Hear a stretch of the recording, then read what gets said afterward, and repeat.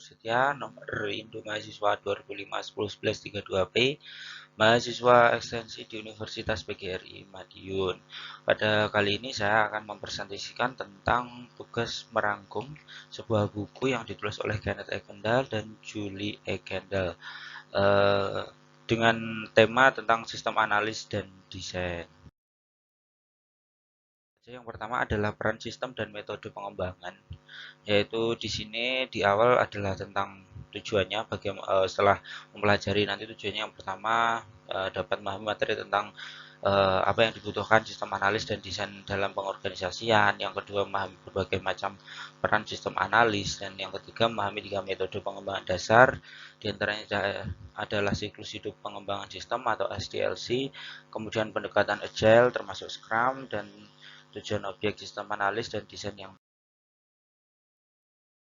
yang pertama tentang kebutuhan untuk analisis sistem dan desain, yaitu bagaimana kita nanti akan kita itu wajib tahu tentang kebutuhan apa saja yang dibutuhkan sebagai seorang analis sistem dan desain, tentang bagaimana sistem nanti atau suatu project nanti akan bisa berjalan, yaitu harus kita teliti dulu.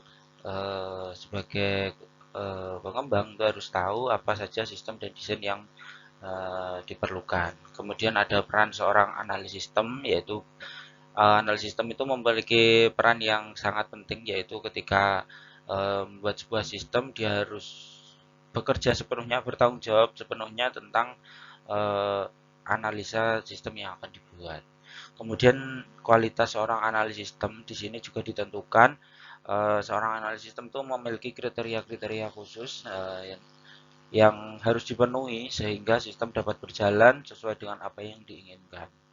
Terus siklus kehidupan pembangunan sistem, yaitu di sini banyak sekali siklus yang berjalan ya, nanti mulai dari perancangan, bagaimana memilih anggota atau yang lain itu di sini akan dibahas juga. Terus kemudian menentukan persyaratan informasi dari manusia, yaitu tentang bagaimana mengkomunikasikan antara pengembang dengan dengan klien sehingga persyaratan yang diinginkan atau hal-hal yang diperlukan itu dapat terpenuhi dengan baik. Terus menganalisis kebutuhan sistem, yaitu peran analis tadi, dia nanti akan menganalisis tentang kebutuhan sistem yang diperlukan.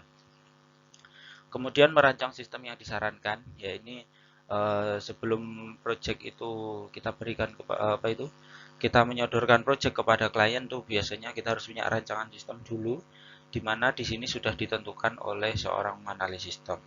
Kemudian mengembangkan dan mendokumentasikan perangkat lunak, yaitu segala perangkat lunak atau segala hal yang berkaitan dengan produksi suatu project itu ditentukan di sini. Jadi tetap harus dikembangkan dan setiap apapun yang dilakukan harus ada dokumentasinya. Dan menguji dan mempertahankan sistem ini adalah hal yang sangat penting karena sistem yang sudah dibuat itu harus diuji dan harus dipastikan kelayakannya, dan juga harus bisa dipertahankan keamanan ataupun kinerja sistem tersebut sehingga sistem dapat digunakan dalam jangka waktu yang lama. Terus dampak pemeliharaan.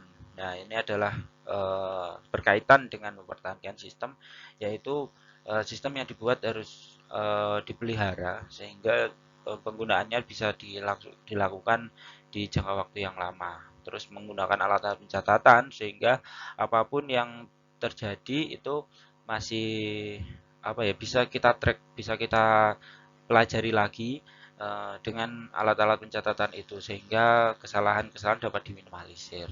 Dan itu di sini ada pendekatan agile, itu adalah metode yang digunakan. Terus kemudian ada penjelajahan atau eksplorasi, yaitu mengeksplorasi segala kebutuhan atau apa yang diperlukan dalam pembangunan sistem tersebut. Kemudian perencanaan, produksi dan pemeliharaan itu adalah satu paket di mana segala sesuatunya harus direncanakan dalam melalui proses produksi yang telah ditentukan dan juga dilakukan pemeliharaan terhadap sistem yang ditentukan. Analis dan desain sistem yang berorientasi objek, ya ini tentang analisis itu menyesuaikan kepada objek yang membutuhkan sehingga eh, sistem yang kita bangun dan juga yang kita desain itu akan sesuai dengan keinginan dari user. Terus peran analis dalam perangkat lunak atau open source, ya ini peran analis itu dia bisa memanfaatkan sistem open source yang bisa dikembangkan sewaktu-waktu dalam pengembangan sebuah sistem. Presentasi dari saya, sedikit presentasi dari saya, mungkin akan dilanjutkan di lain waktu. Terima kasih atas perhatiannya. Wassalamualaikum warahmatullahi wabarakatuh.